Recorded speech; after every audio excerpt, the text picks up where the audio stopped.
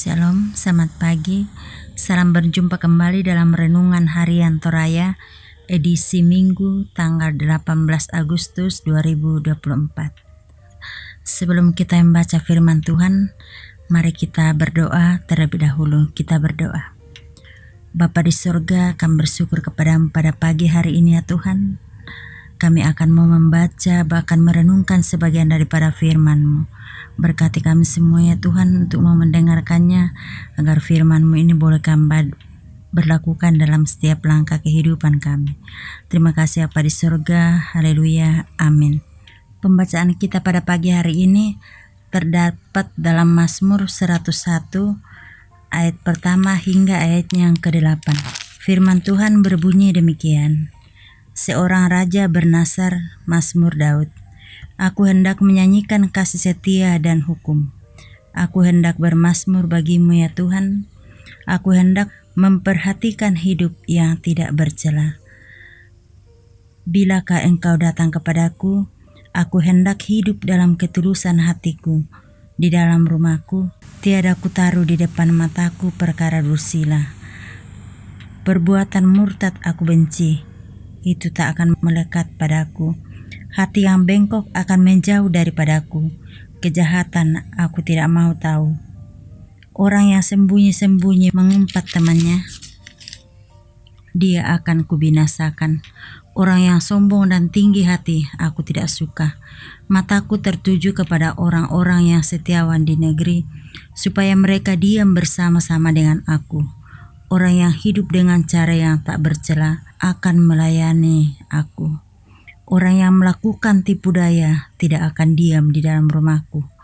Orang yang berbicara dusta tidak akan tegak di depan mataku. Setiap pagi akan kubinasakan semua orang fasik di negeri. Akan kulenyapkan dari kota Tuhan semua orang yang melakukan kejahatan. Amin. Sampai sedemikianlah firman Tuhan, pembacaan kita pada pagi hari ini. Amin. Dari pembacaan kita tadi yang diberi judul karakter yang dikehendaki Allah. Lan bahasa Toraya pesiparan tunangga puang. Mazmur ini ditulis saat Daud baru saja menjadi raja Israel. Penyalahgunaan kekuasaan dan kekacauan pada tahun-tahun terakhir pemerintahan Saul yang penuh masalah menjadi prioritas perubahan. Sebagai wakil Allah, ia menyatakan apa yang diperjuangkan untuk kerajaannya sebagai cerminan dari kerajaan Allah. Sebagai raja, bagian pertama yang ia perhatikan adalah kasih dan keadilan. Belas kasihnya mendorong orang yang paling berdosa untuk berharap, dan penghakimannya melarang orang yang merasa paling baik untuk berandai-andai. Yang kedua ialah hidup dalam kebijaksanaan dan kekudusan. Sebagai pemimpin hidup dalam perilaku yang selaras dengan jalan dan kehendak Tuhan adalah karakter yang harus dipenuhi. Ketiga adalah konsistensi, menahan diri dari nafsu, kesombongan, dan fitnah. Ayat 3-5. Keempat adalah komitmen setia menyelesaikan tugas. Ayat 6-8. Setiap kita diberi tanggung jawab untuk kita kerjakan, entah dalam jemaat pun masyarakat. Tentu tugas itu adalah bentuk kepercayaan yang diberikan kepada kita. Kepercayaannya tidak hanya datang dari orang yang memilih atau memberikan, tapi juga berasal dari Allah sendiri. Tugas-tugas itu tidak hanya akan memperlihatkan karakter dan kepribadian kita, tapi juga menggambarkan tangan Allah yang memakai kita.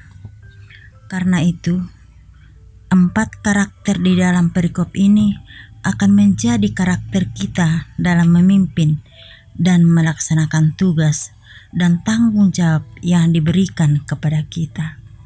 Besar kecilnya tanggung jawab yang kita terima tidak dinilai dari siapa yang memberikan tugas tersebut, tapi komitmen kita untuk menghadirkan karakter yang Tuhan kehendaki dalam diri kita.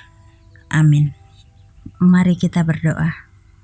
Bapa di surga, terima kasih ya Tuhan atas waktu yang Tuhan telah berikan kepada kami yang walaupun singkat namun indah bagi kami Tuhan. Kami berterima kasih kepadamu ya Tuhan. Lewat persekutuan juga kami pada pagi hari ini, kami berdoa bagi aktivitas kami dalam seminggu ke depannya Tuhan. Berkati Tuhan, biarlah semuanya boleh berjalan dengan baik seturut dengan kehendak Tuhan. Berdoa juga Tuhan bagi saudara-saudara kami dalam kelemahan tubuh yang tidak kami dapat sebutkan satu persatu.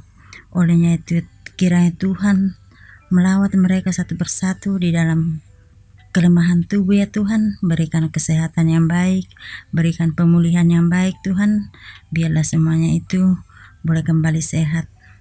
Bapa di sorga, ini doa dan ucapan syukur kami kepadamu ya Tuhan, yang kami angkat melalui anak-Mu Yesus Kristus, Tuhan dan Juru Selamat kami yang hidup.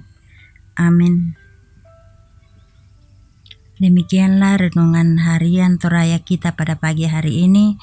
Selamat beraktivitas dan Tuhan Yesus memberkati kita semua.